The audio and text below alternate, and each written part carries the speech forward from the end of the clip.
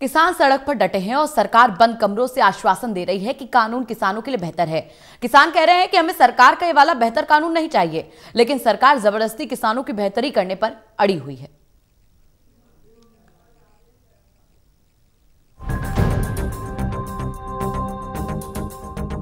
किसान आंदोलन सर्द होते मौसम के बीच गर्म होता जा रहा है। दिल्ली से सटी सीमाएं बंद हैं, आवाजाही ठप है, कारोबार पर प्रतिकूल असर पड़ रहा है, लेकिन सरकार और किसानों के बीच का गतिरोध खत्म होता नहीं दिख रहा। सरकार के साथ किसानों की कई दौर की बातचीत हुई, लेकिन नतीजा कोई नहीं निकला। किसानों ने अपने एजेंडे को साफ करते हुए सरकार के सामने तीनों कानून को वापस लेने की मांग रख दी, लेकिन सरकार संशोधन की बात करती रही। 6 दौर की बातचीत खत्म होने के बाद से सरकार के प्रतिनिधि तीनों कानून को किसान हितैषी बताते हुए सम्मेलन करने लगे।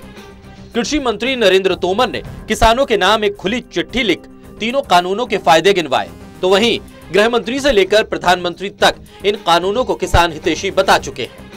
प्रधानमंत्री ने वीडियो कॉन्फ्रेंसिंग के माध्यम से मध्य प्रदेश के किसानों से संवाद किया। साथ ही विपक्षी दलों को निशाने पर लेकर ये दोष भी मढ़ दिया कि विपक्षी दल किसानों को गुमराह कर रहे हैं। आजकल उसकी चर्चा बहुत है। एक कृषि सुधार, ये कानून रातों रात नहीं आए हैं। पिछले 20-22 साल से इस देश की हर सरकार ने, राज्यों की सरकार ने इस पर व्यापक चर्चा की है।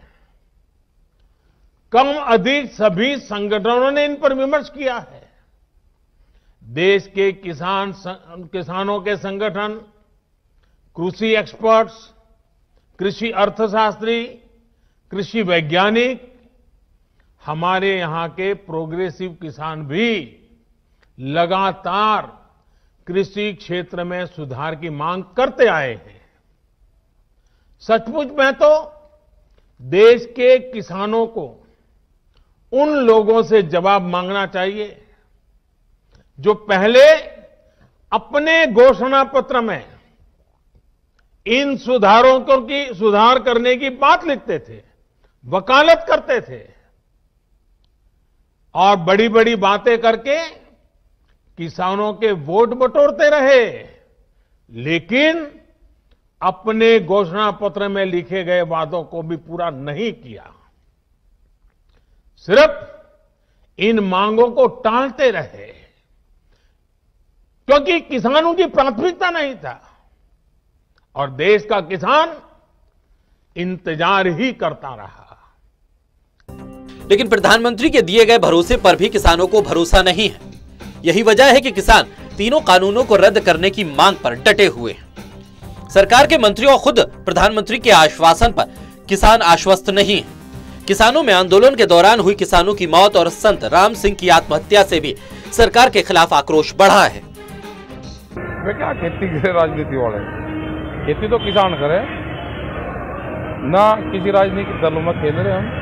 यहाँ तो सब लोग आवे, सारी पार्टी, बीजेपी के भी आवे, कांग्रेस के भी आवे। अन्नू कह रहे हटियो ना, बीजेपी वाले भी यही सब सेवा करके जाते हैं। वो किसान है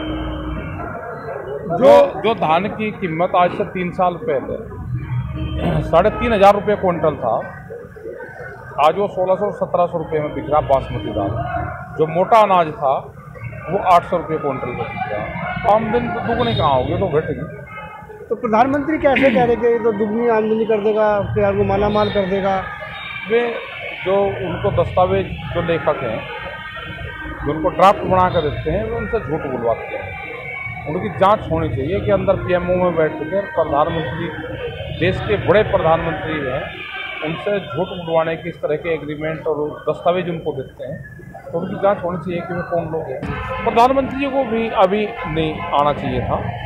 अभी सरकार से और किसानों की बातचीत चल रही है, बातचीत टूट रही है, ये बातचीत से समाधान होगा। प्रधानमंत्री जी को जब आना चाहिए जब दोनों एक टेबल पर बैठ जाए और कोई घोषणा कर दी, उस टाइम पर प्रधानमंत्री को आना चाहिए। वे देश के प्रधानमंत्री हैं, सबके हैं। बढ़ती ठंड के बावजूद भी किसान वापस लौटने को तैयार नहीं। किसानों की संख्या आंदोलन में बढ़ती जा रही है और दिल्ली से सटे बॉर्डर के अलावा अन्य क्षेत्रों में भी किसान प्रदर्शन कर रहे हैं। यानी किसान अपनी मांग पर डटे हुए हैं और सरकार अपने आश्वासन पर अड़ी हुई है। National desk, total news.